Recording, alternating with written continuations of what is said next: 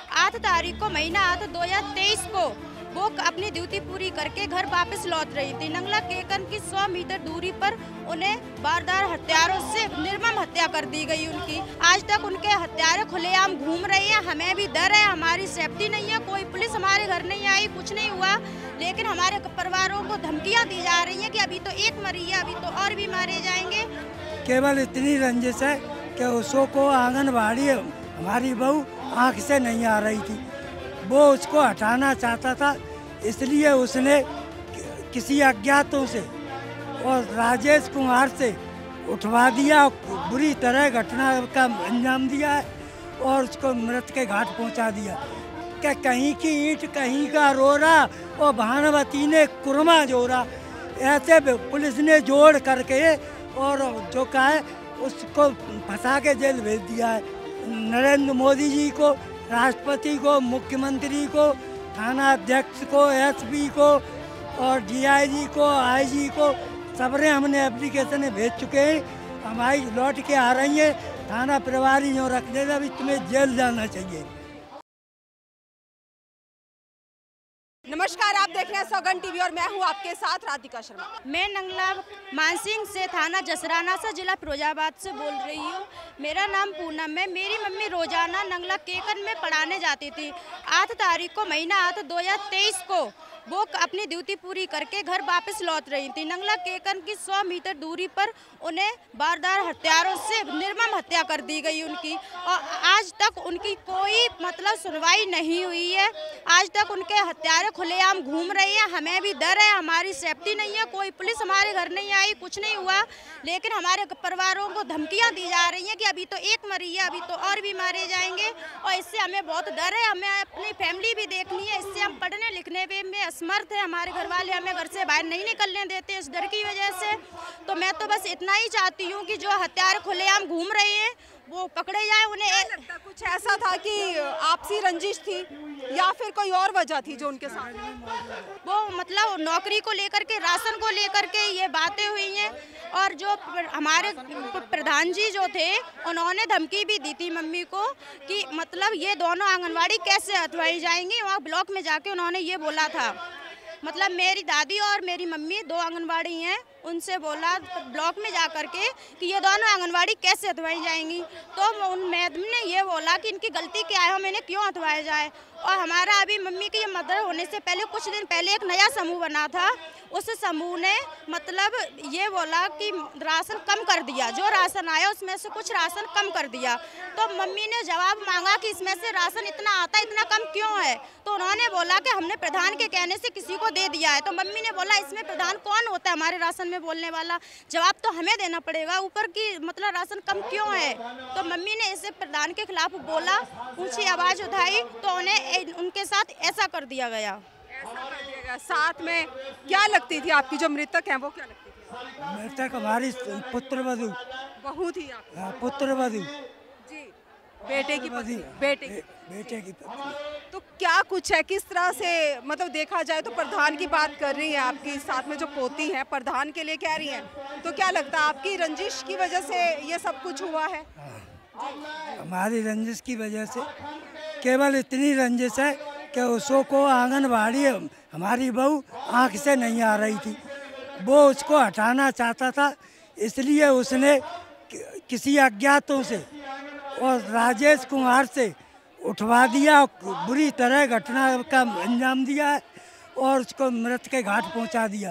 Police को पैसा दे करके पुलिस उसको न पकड़ रही है, राजनीतिक दबाव है, पुलिस खामोश है। और हम लोग इस डर की वजह से यहाँ दिल्ली तक आए हैं कि हमें कहीं न्याय मिल जाए। पुलिस के पास गए तो पुलिस क्या कहती है, किस तरह से पुलिस जो है आपकी क्या कोई सहायता नहीं कर रही है? पुलिस हमारी कोई सहायता नहीं कर रही है। उसने एक असहाय जिसका कोई नहीं, माता नहीं, पिता नहीं, उसको पकड़ के और उसका चालान कर दिया है। उसी पर जो कहा है केस तोड़ दिया है।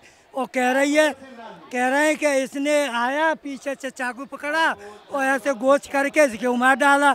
तो ये कहावत कही है कि कहीं की ईंट कहीं का रोरा और भानुमती ने कुरमा जोड़ा। ऐसे पुलिस ने जोड़ करके और जो का है उसको फंसा के जेल भेज दिया है। और देखा जाए तो पुलिस सही ढंग से कार्रवाई नहीं कर रही है, गुमराह करने की कोशिश कर रही है। हाँ, गुमराह करने की कोशिश कर रही है। हमने इस जगह पे नरेंद्र मोदी जी को, राष्ट्रपति को, मुख्यमंत्री को, थाना अध्यक्ष को, एसपी को और डीआईजी को, आईजी को सबने हमने एप्लीकेशन भेज चुके हैं। हमारी लौट के आ रही है। थाना प्रभारी जो रख देगा अभी तुम्हें जेल जाना चाहिए।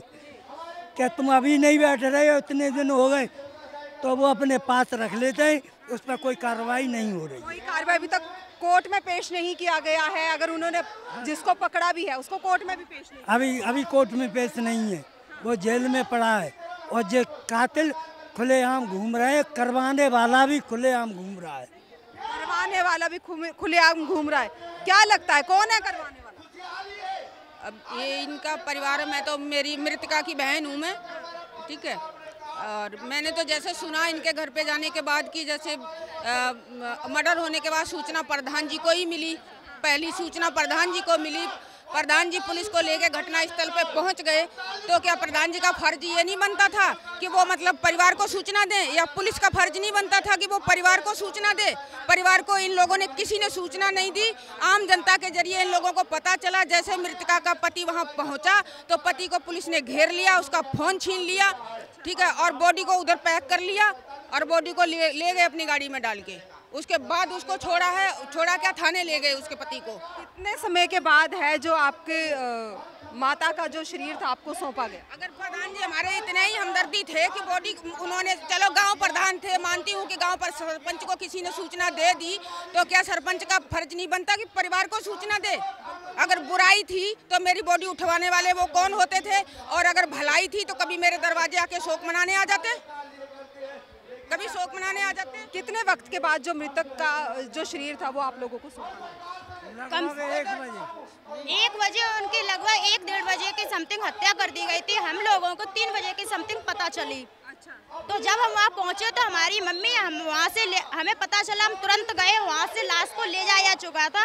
हमने गाड़ी के पीछे पीछे भी भागे, लेकिन पुलिस ने हमें हमारी मम्मी को नहीं दिखाया और हमको धमका दिया, हमें पीछे भजा दिया, गाड़ी लेके चले गए। हमने अपनी मम्मी को वहाँ घटनास्थल पर नहीं देखा।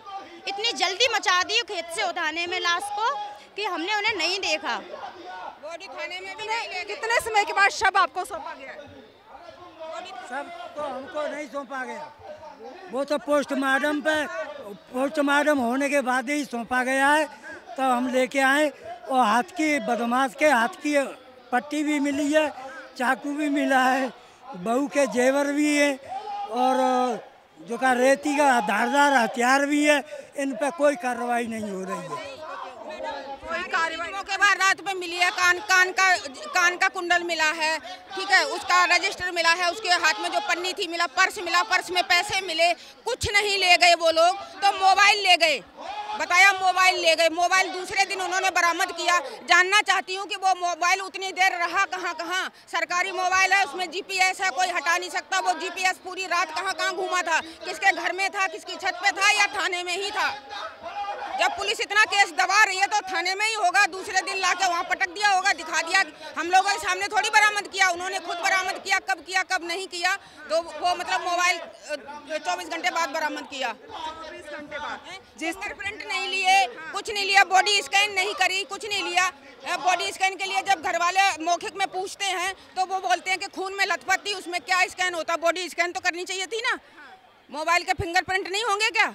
अगर वो ले गए तो क्या नहीं होगा? एक इतनी बड़ी वो मिली है, रेती टाइप का, जो गांव में होती है रेती, हथियार को पहना करने, उसमें एक तरफ धार है, वो भी उन्होंने दूसरे दिन उठाई। कितनी दूर यहाँ मृतका पड़ी थी, वो पेड़ पड़ा ना इतनी दूर, मतलब वो पड़ी थी। क्या उनको उस टाइम नहीं ढूंढना चाहिए था आसपास घूम के? क्या लाश को उठाया और चले गए सीधा, लाश को अस्पताल में पहुँचा दिया, मतलब पोस्टमार्टम के लिए?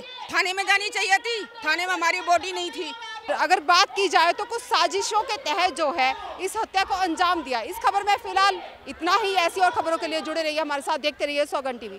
कैमरामैन अंकित के साथ राधिका शर्मा। आप देख रहे हैं सौगंध टीवी, सौगंध वतन की।